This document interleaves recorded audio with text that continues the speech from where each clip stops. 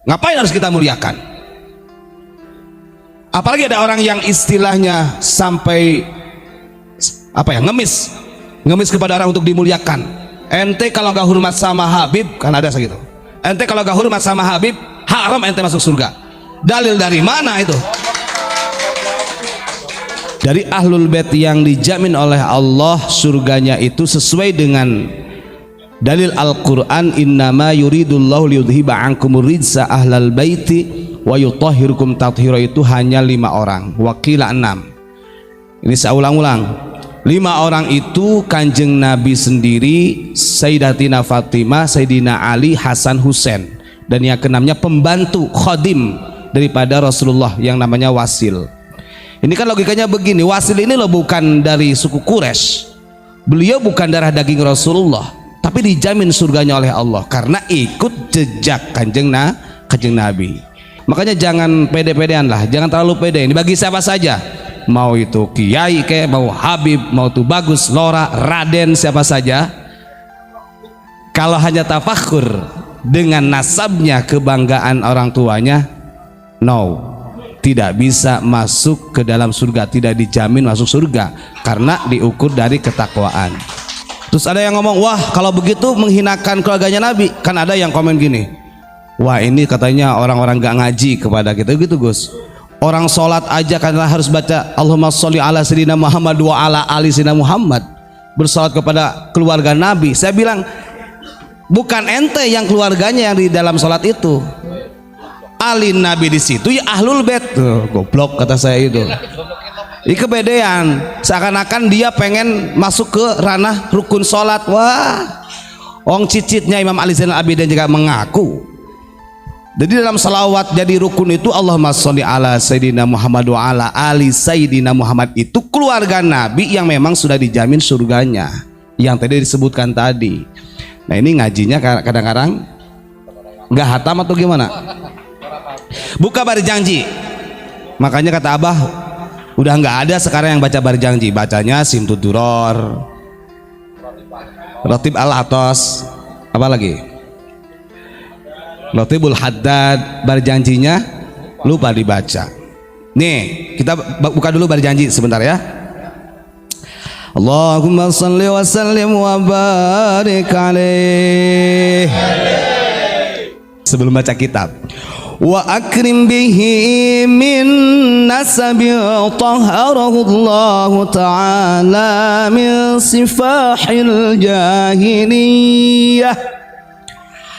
أورد الزين العراقي والده من مورده الهني ورواه.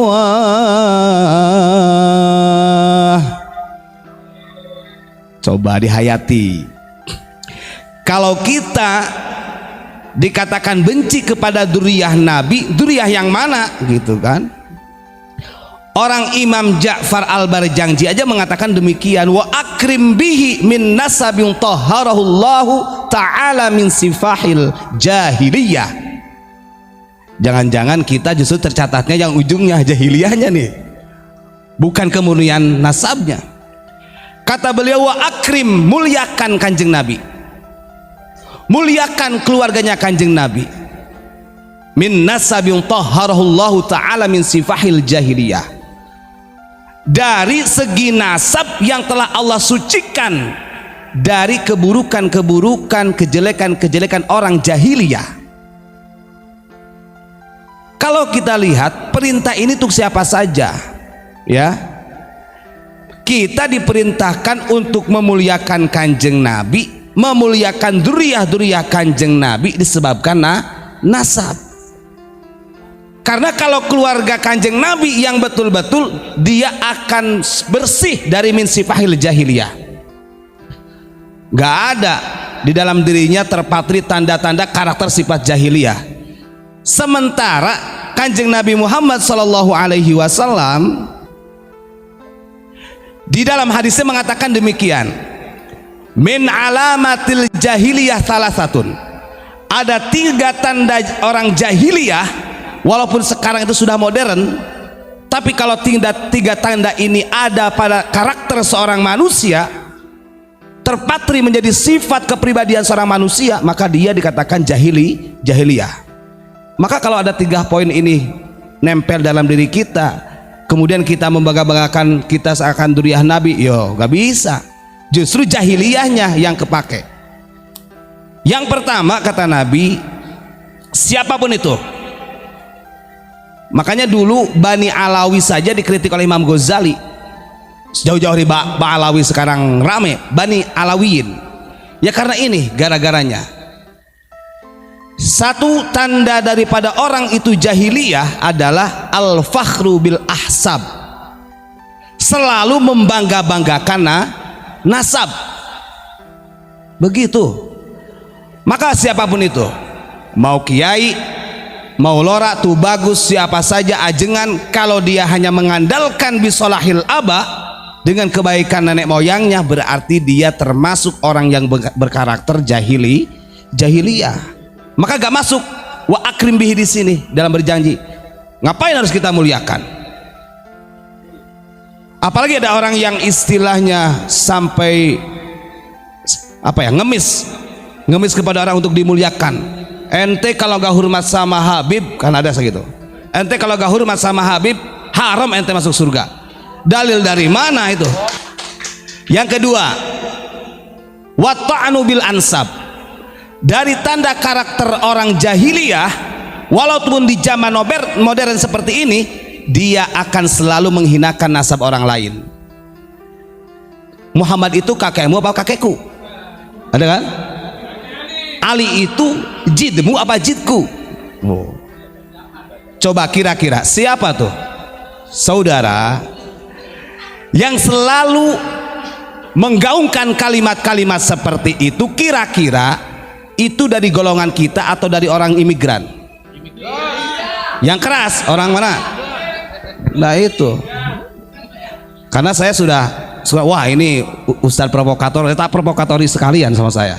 Anda belum tahu, saya sering katakan kalau kita benci sama Habib, ngapain? Habib Soleh Al-Jufri, mutarjimnya Umar Hafid yang ada di Yaman, minta tolong kepada Abu Yamam Gufron sampai curhat dan lain segala bla bla bla macam-macam lah masalah jauzahnya. Kita nggak ada kebencian, kita hanya benci kepada orang-orang yang mempunyai karakter seperti itu. Karena nggak laku dalam berjanjinya. Kata Imam Ja'far al-Barjanji, wa akrim bihi min nasabin tahharahullahu ta'ala min sifahil jahiliyah. Orang yang nasabnya kepada kanjeng Nabi itu jelas-jelas bersih dari sifat jahiliyah. Nah ini nongol yang mengaku-ngaku dzurriyyah Nabi, kemudian sifatnya sifat jahiliyah. Kira-kira hormati tidak? Lawan jangan. Saudara, saya lanjutkan dulu berjanjinya ya. Ini kita harus memahami. Hafizal ilahu karamatan li Muhammadin aba'ahul amjada sawna li ismihi taraku sifaha falam yusibhum aruhu min adamin wa ila abihi wa ummihi. Nah ini kalau di Sunda namanya kinanti, kinantian. Udah mau ngertiin orang-orang imigran mah atuh kikian mah ngertiin. Taunya ya tarim ya tarim. Sok coba kita buka. Ketika orang ini dilahirkan di negeri Arab, jangan bangga dengan Arabnya. Kok bisa? Kita baca dulu. Jangan mentang-mentang seakan-akan, hei, jangan menghina orang Arab. Nabi Muhammad itu diturunkan dari Arab, goblok itu. Sekarang saya tanya, yang menyelesaikan bangsa Arab Kut-Kut di Madinah kira-kira orang mana? Orang Sano apa orang sini? Orang sini, orang Indonesia. Abu Yamama Armin. Gini saudara. Saudara siapa ini? Saudara semuanya. kalau kita memahami dari takwil Al-Quran dan Sunnah, ketika Allah memerintahkan delegasinya, utusan Rasul bahasanya, ke suatu daerah, berarti di daerah tersebut sangat bobrok akhlaknya. Maka pantas sebelum Kanjeng Nabi hadir disebutnya Arab jahiliyah. Ya, kalimatnya udah jelas. Kanjeng Nabi ini diutus itu untuk membersihkan jahiliyah. Lihat, Nabi Muhammad dimuliakan oleh Allah, keluarga Nabi dimuliakan oleh Allah bukan karena Arabnya. Hafizal ilahu karamatan li Muhammadin aba'ahul amjada sawna li ismihi. Allah Subhanahu wa ta'ala menjaga kemuliaan Nabi Muhammad dan bapak-bapaknya bukan karena lahir di bangsa Arab. Itu catat. Apa sebabnya? Taraku sifaha falam yusibahum aruhu min adamin wa ila abihi wa umihi. Tapi karena keluarga Nabi Muhammad, ibu bapaknya orang terhormat, tidak pernah melakukan sifah. Sifah itu loh, dari mulai lacur, maling, bohong dan lain sebagainya, itu sifah. Dan itu genetiknya tetap dari Nabi Adam sampai ke ayah ibunya yang bernama Sayyidatina Aminah dan Abdullah.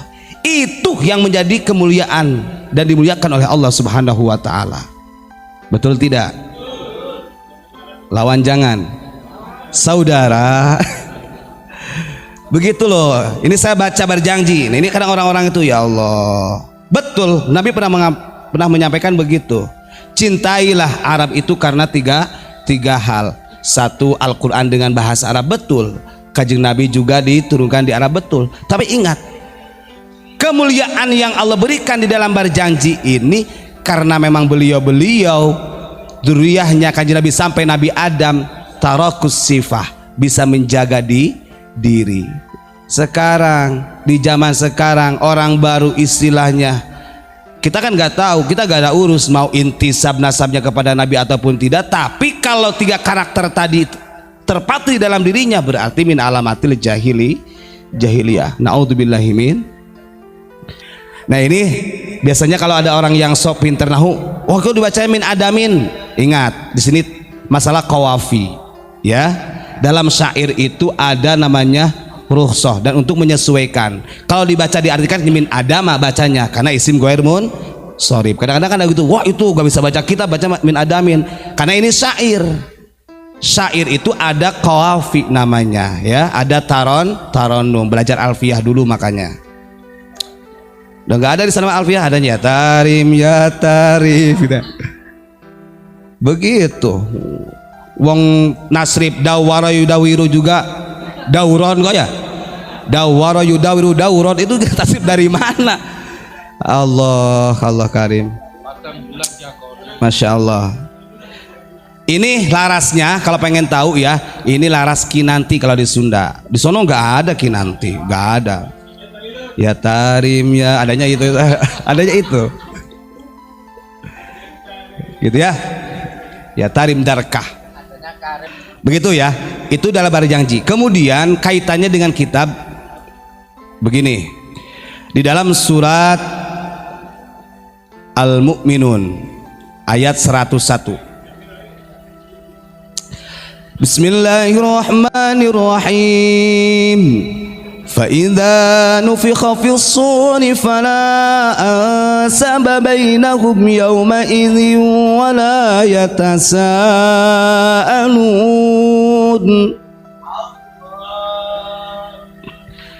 Allah Subhanahu wa ta'ala berfirman, ketika sangkakala ditiupkan, trompet itu ditiupkan untuk bangkit yang kedua kalinya, maka fala ansaba bainahum yauma idzin. Orang yang punya ikatan nasab sekalipun itu sampai kepada baginda Rasulullah akan terputus, gak ada nasab-nasaban ketika nanti kita dibangkitkan kembali.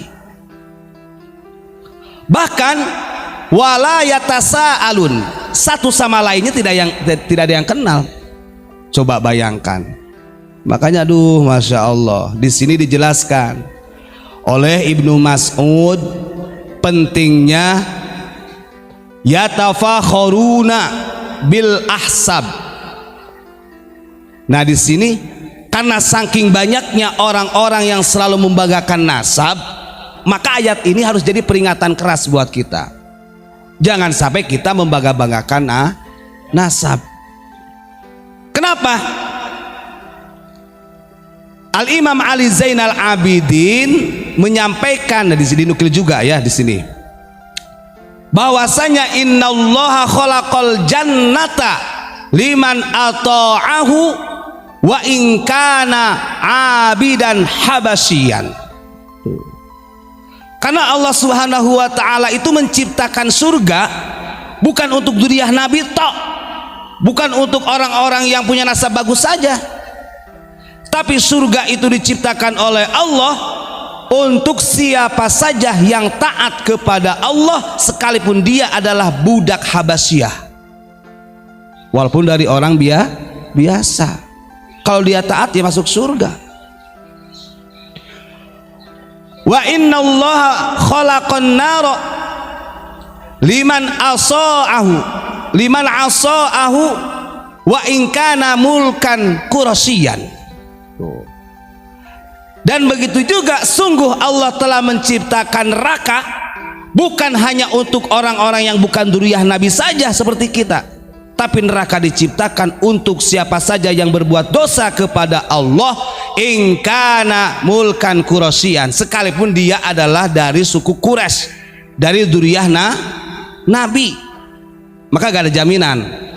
Maka para hadirin, para netizen, kalau ada doktrin nanti yang ceramah, udah kemudian dia dengan mengisbatkan nasabnya, di dalam diri saya terdapat darah Rasulullah, andai kata begitu, jangan percaya. Karena wala taziru waziratun wizra ukhra, itu kalimat yang paling mutlaknya tuh.